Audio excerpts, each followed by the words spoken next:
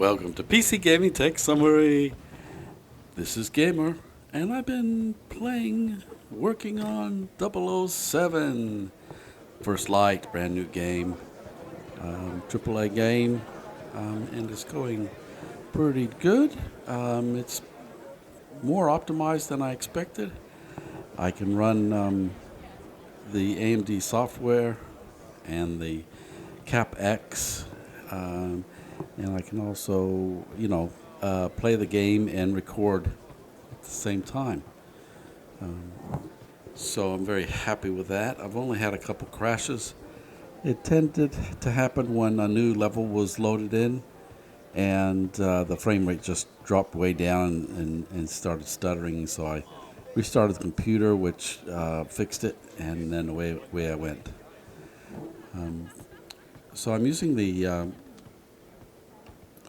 AMD Sapphire Pure 9070, the non-XT version of it. I'm running it at 110% power.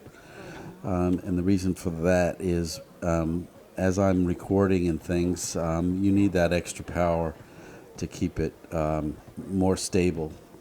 Sometimes if it goes down into a very low idle state, then that can cause it to be slow to responding, some errors.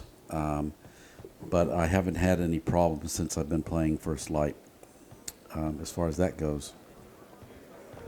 I'm using the 12700K, and I have set it up so that it has four P cores, performance cores that are set at 5 gigahertz, 4 P cores at 4.9 gigahertz, and then the 4 efficient cores are set at 3.7 gigahertz. So this gives it a great bang for buck. I'm able to render videos and keep the max temperatures basically at 80 or below. And the average temperature is a lot lower than that. So it's all going well. The cooling on the AMD graphics card is phenomenal. And I'll show you some results there on that as well as we go through the CapX results. I'm also running 64 gigabytes of 3200 RAM. Black Friday, it was announced that this problem was happening with all of the memory being bought up by businesses for the AI machines. So I did grab 32 gigabytes of DDR4, and DDR4 is cheaper than DDR5, so it's working fine for me. Also, I switched over to the MSI Tomahawk Z690 DDR4 and Wi-Fi. The reason for that is the Asus motherboard failed. Has a component that seems to be burnt out or failing, and so it was not working well at all. It wasn't booting up, and some big dramas with that. It's only 4 years old, so it's just out of the warranty. So anyways, the Tomahawk was the best motherboard I could get for DDR4 in my area, and so that's what I went with. As you know, I'm not a big fan of MSI by any means. There's no way I will ever buy an AIO from MSI. I've made many videos on this, so I won't go into that now. Okay, so going through 3 different areas in the hotel, going out on ledges as well, outside on ledges, and shimmering on the ledges and whatnot, going through crowds and not going through big crowds of people. Did 3 areas of the hotel and 3 runs each, and I averaged all those results, and we have 72 frames per second, which is fantastic, and that is at the very ultra setting. So everything at ultra, I turned off the blur, all those blur settings. Yeah, I don't like them at all, so I generally don't. I try not to use those.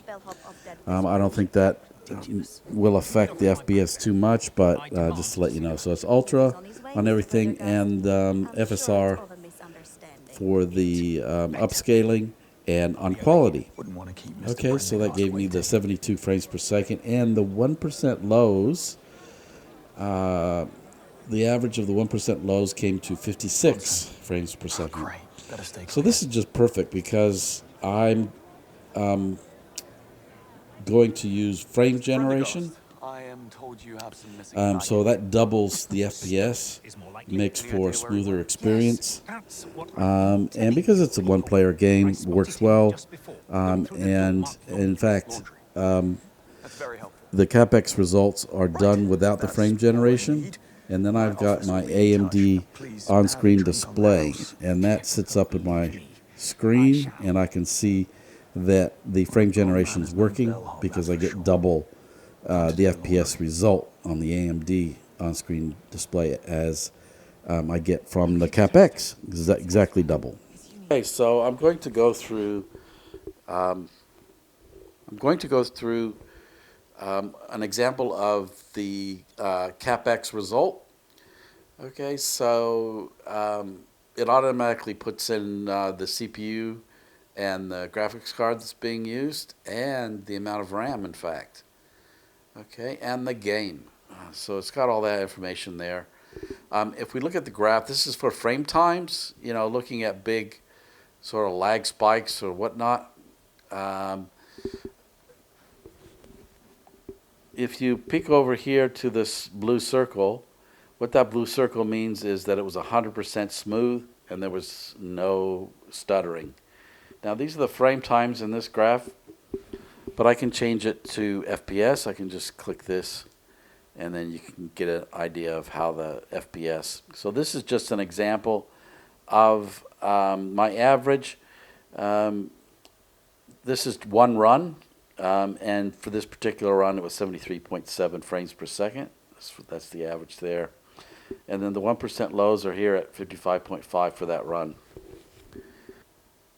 So if we look at the, and the PC latency is 40.3 milliseconds, which is very good for a AAA game. So that's all good.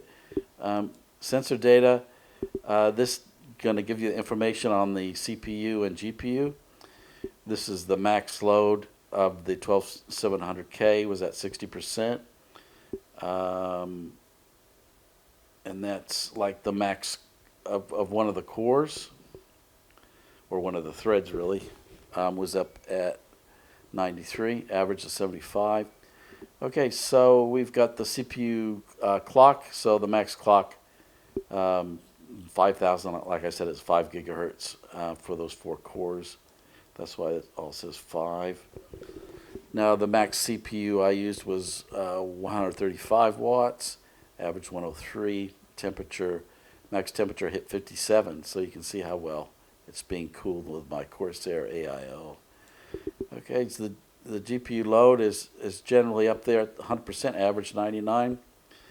And we've got GPU clock at max of 2,908. Okay, the GPU wattage, like I said, it goes up to 270, so that's around the average, and it actually ticked over more than that to 279 watts.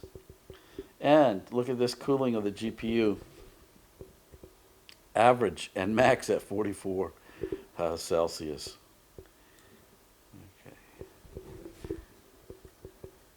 And generally, because I tweak the fans a bit to have a bit more air, it keeps the memory temperature down as well, below 80 degrees.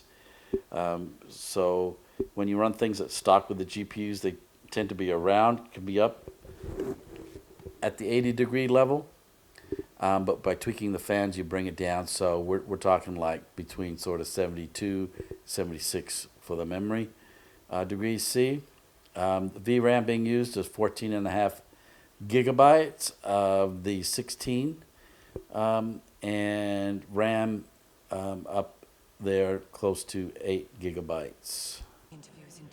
So I'll be doing some more walkthrough videos and do a bit of the